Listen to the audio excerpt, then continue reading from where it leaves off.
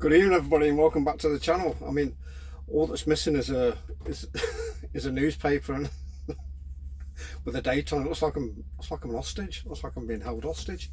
I've got a new light. I'm not using an interior cab light.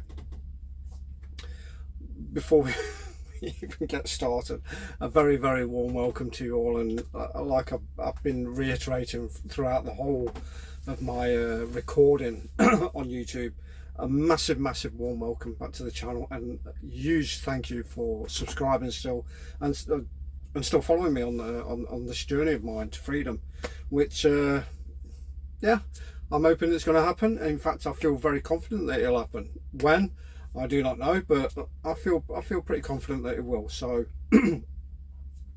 massive thumbs up. So yeah, I've got this I've got this new setup now on my camera that actually shines light on myself and not down, because it was sort of down and I didn't like the lighting. But yeah, I think it's pretty good. It wasn't from Temu, don't worry about that. I'll just adjust it a bit. So there we go. That's a bit better. So yeah, I'm not on the I'm on my bunk. I'm on the bunk.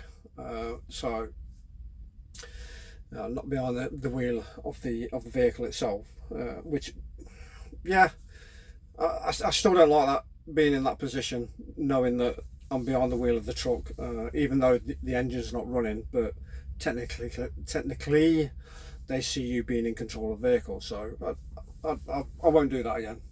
Promise. So yeah, last night was yeah, it was all right. It was a very short run. I think I only did about 10.5 hours. So it is just one of those things. At the end of the day, we aren't all programmed to do 12 hours, 13, 14, even though we will do them. That's trucking for you. You get the long, and I don't mind doing the long ones. I don't mind doing the long shifts at all. It does not bother me at all, because I've got no reason to rush home for. My wife's at work, my kids have all left home. There's just me and my laptop, and that is it. So yeah, but the sooner it was great getting home early. Don't get me wrong, I really enjoyed it. Uploading my video, I did a bit more work on my website, because now I can get my website. It's been sorted out by this guy from SSL Security. He's absolutely brilliant. Another contact for me to get in touch with whenever I bugger up, and I know I will. So yeah, he's in the pocket. He's in my pocket. So he's yeah, great guy. He sorted all my mistakes. All of my mistakes are of my issues that I brought up. So he did all that, which was absolutely fantastic, phenomenal. So now my website is up and running. You couldn't actually access it anywhere in the world, so I did something wrong. But like I say, he's done it. So yeah, last night was, I can't. It was such a boring run. I can't remember what I had. I think it was just Stoke. It was just Stoke, and then another collection. And then that was it. I was like I say, I was finished really early. Well, Woody gave me 2 clubs yesterday to regrip, which I did when I got back. It took me 15 minutes, done. And one of them was a 52-degree wedge that he had, and it had an old lambkin grip on it. And as I cut the grip off, there's supposed to be either double-sided tape underneath, or they usually pump them on there, but it was an old club. It was an old 52 degree, so I know it hadn't been done the modern way. When I pulled the grip off, the tape was actually disintegrated. It just integrated itself into the rubber. I'm quite surprised it wasn't swinging it and the grip wasn't coming off. It was horrendous. So that's done, all done. Cheapest chips. Sorted. And then I had Chris, because I repaired Chris Pope's club. He accidentally broke his 7-iron in anger. Snapped it in half and then gave it to me to reshaft and put a new grip on it, which is the PXG grip.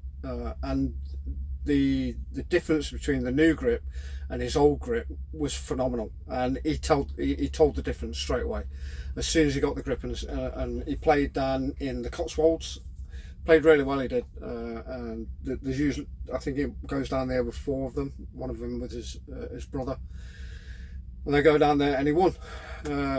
Not all down to the, well, he did say that he used a 7-iron more than what he did any other club, so but he says you've got to do the rest, so can you price it up for me? So I've got to price up a set of irons for me to re-grip his PXGs. Business is flooding in. I don't mind doing it. I really enjoy doing the club side of things as well, repairing them, re-gripping them, gluing the heads back on, shortening, lengthening, you know, I do it all, repairing rattles in club driver heads. Yeah, so if you're interested, and I've tried to tell my my society guys, and a lot of those, because I've always maintained that to get your grip, your grips should be changed at least once a year if you're playing more than once a week. So if you're going to the driving range 3 times a week and then you're playing at the weekends, then you should be changing your grips once a year. If you're only playing about once a week, then once every 2 years. And I keep telling my society guys, look, your grips, you've got to get your grips sorted out. I'm not one, not one of them. Well, in fact, one of them did. He gave me an old driver that he broke the ferrule on, so I repaired that and I put a new grip on it as well. But none of them have came back with any of their clubs to be re-gripped. So, and God knows how long they've had those clubs for, because I've been playing with the society for 4 years and not one of them have changed their grips. And I literally changed mine once a year. It's sort of become, before the beginning of the season, I'll change my grips, and boy, does it make a difference. It makes a hell of a difference. It really does. So yeah, that's me plugging my club repair and re-gripping business. There you go. What's gone off in the golfing world? Well, congratulations to Jon Rahm for winning 22 million at Chicago, I think it was. He won 4 million and then he won another 18 million through I think it was his team bonuses and stuff like that. So 22 million in the bank for 3 days work. That's not bad at all, is it? It's just insane. It's outrageous amounts of money, but that's live for you. You know, they're pushing out this money, these incentives for these golfers to come across to switch from PGA to live, and you know, money talks, BS walks, as far as I'm concerned. And it's a no-brainer for anybody that wants to do it. Even if you come last, you get money. So, and you've always got a chance of. But now they're bringing in the relegation as well, so you got a chance of going down and not winning any money. But hey-ho. The Irish Open just finished, and unlucky to Rory McIlroy, who was probably the favourite to win it. I think it was Nygaard or something like that. Remissus. Nygaard. He won by one stroke, I think it was. He finished birdie, and snatched the title away from young Rory McIlroy. What a shame. On his own turf as well. Never mind.